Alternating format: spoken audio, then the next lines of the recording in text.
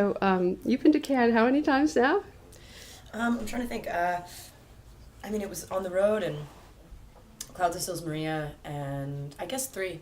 This is my 4th time. And you like it? Yeah, I love it. Yeah, it's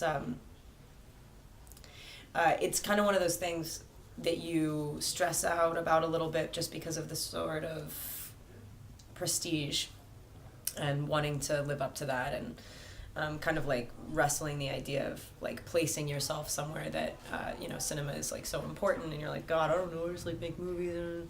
But then you get here and it just takes over, and my anxiety washes away completely, and it's like really one of my favorite places to talk about movies.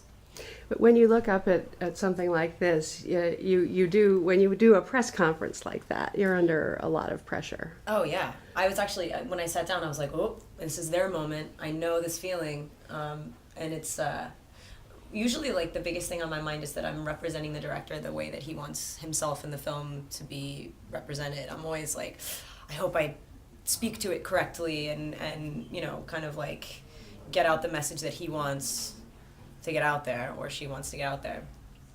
But in this case, I'm walking into all of these interviews being like, I'm not working for anyone but myself, so ask me anything. That is so great. So whose idea was it to, have you thought about shooting a film before, over the years? No, it just happened. No, of course. Yeah, I've been wanting to make movies since I was 9 or 10 years old, and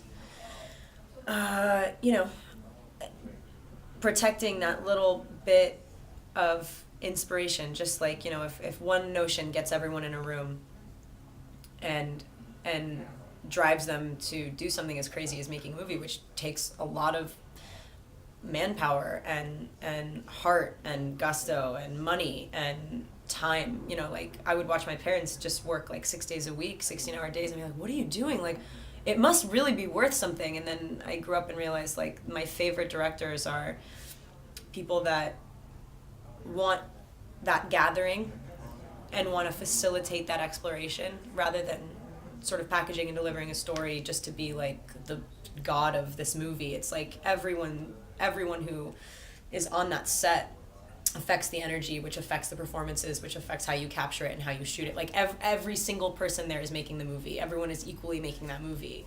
And so I got a taste of that quite young. I saw my parents do it. I wanted to be a part of that process. I started auditioning and acting. And so to be at the sort of helm is just a lovely feeling, because, if you have an idea and it transfers onto other people, and you see people who initially just wanted to do you a favor actually become selfishly desirous of owning that story. Like, I saw my crew go from being like, all right, Kristen, what do you need us to do? Like, we'll do, you're our homie, we're working for you, like, what do you need? And then all of a sudden I saw them kind of switch on, and everything was like a selfish, desire-based experience. Like, I watched them be like, no, this is what I need it to be. I'm like, all right, do it. Like, if that's what you need. Like, I planted that seed. The only reason you're feeling this way is because I was like, hey, what about this? And then it just snowballs into something that you can never control, and that's ultimately what the movie is.